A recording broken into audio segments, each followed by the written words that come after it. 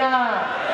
আল্লামা সাঈদী বলেছিলেন, সময় আসবে এমন পালানোর জন্য ইঁদুরের গর্ত খুঁজে পাবা না, বাংলার মাটিতে জায়গা হবে না, ঠিক কিনা?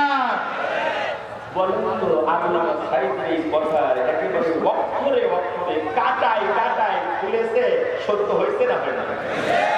হয়েছে না হয় নাই? সেই মানুষটাকে যারা ইনজেকশন দিয়ে হত্যা করেছ, টুডে অ্যান্ড টুমরো তোমাদেরকে খুঁজে বের করা হবে, আর জনতার আদালতে তোমাদেরকে বিচার করে অবশ্যই সাঈদী হত্যার প্রতিশোধ নেওয়া হবে।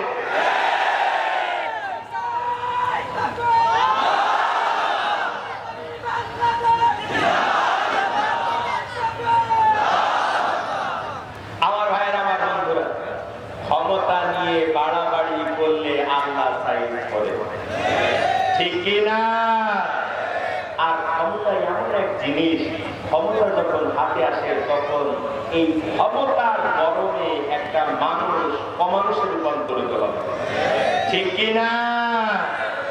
আজকের পৃথিবীর বিভিন্ন দিক থেকে বিভিন্ন গবেষণা, বিভিন্ন তথ্যপাত্য এক জায়গায় করে দেখা যাচ্ছে 15 বছর অবৈধভাবে যে লেডি ফেরাউন বাংলাদেশের মাথার উপরে ছড়ি ভরিয়েছে, আলেমদেরকে কষ্ট দিয়েছে, এর মতো হিংস্র, এর মতো হৃদয়হীন, রক্তচোষা, ভণ্ড প্রতারক পৃথিবীর ইতিহাসে বর্তমানের একটাও নাই, ঠিক কিনা?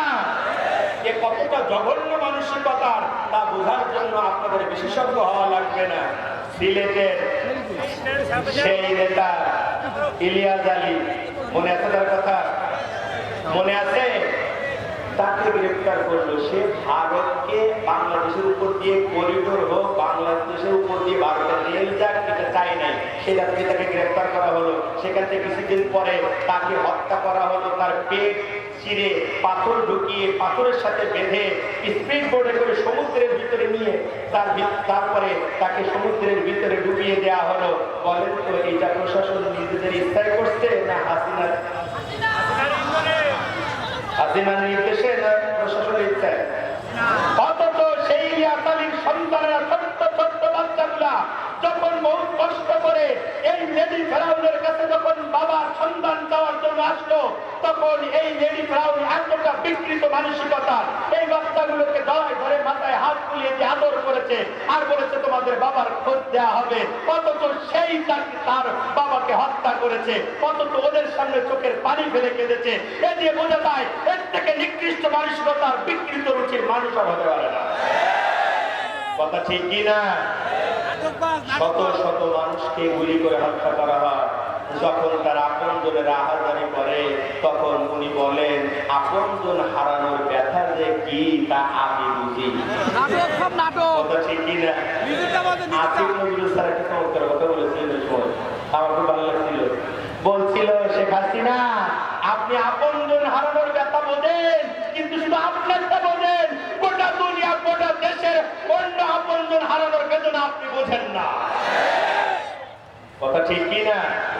ক্ষমতা এমন এক জিনিস, এই ক্ষমতা যখন একবার কেউ পেয়ে যায় তখন এমন অমানুষ হয়ে যায়, রক্ত চুষতে চুষতে, রক্ত খেতে খেতে এমন ডাইনিতে রূপান্তরিত হয় যে মেজর বজলুর রশিদের বুকের উপরে পা দিয়া ফাঁসি হওয়ার আগে তাকে তরবার দিয়ে জবাই করে হত্যা করেছে এই নরপশু হাসিনা। আজ কোথায় তুমি? আজ কোথায় তুমি? আল্লামা সাঈদী বলেছিলেন, গাছের আগায় বসে লাফালাফি করবা না, 14 কোটিতে এমন নাড়া দেবে, সিটকে যায় আর মামু বাড়ি দিল্লি যাইয়া পড়বা। কথা ঠিক কিনা? এখন ওই মামু বাড়ি ছাড়া যাওয়ার জায়গা নেই। কথা ঠিক কিনা? মামু বাড়ি ছাড়া জায়গা আছে? গোটা দুনিয়ায় হাত পাতে, আমরা একটু ভিক্ষা দাও, আমরা থাকার জায়গায় ছুটু দিলাম করে আমরা নেব না। কথা ঠিক কিনা? ক্ষমতার মালিক কে? কে মালিক? এখন অবস্থা এমন হয়েছে যে এখন ইন্ডিয়াও বাধ্য হবে কদিন পরে তাকে ফিরিয়ে দিতে, ঠিক কিনা? আমার ভাইয়ের, আমার বন্ধুরা, একটু খেয়াল করেন, একটু বোঝার চেষ্টা করেন। আমরা এর আলোকে কিছু দাবি পেশ করতে চাই।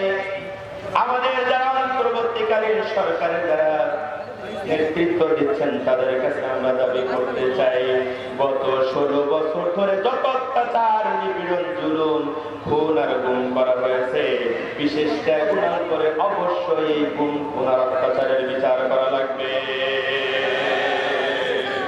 ঠিক কিনা? রাজি আছেন আপনারা? রাজি আছেন?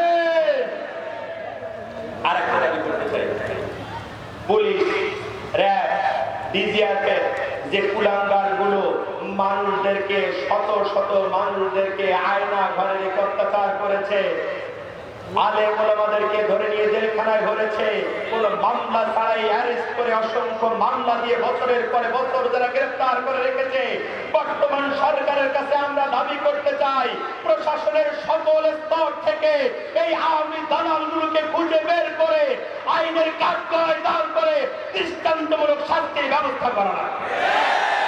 রাজি আছে মুসলমান?